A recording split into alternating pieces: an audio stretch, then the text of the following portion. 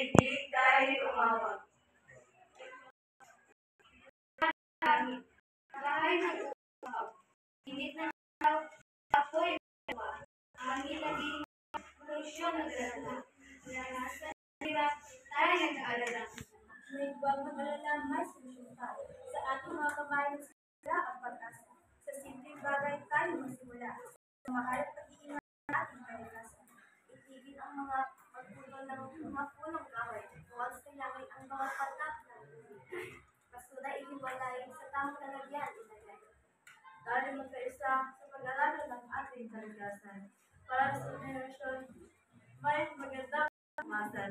Sa daig tayo tumawag sa magbabago pag-asa. Uy!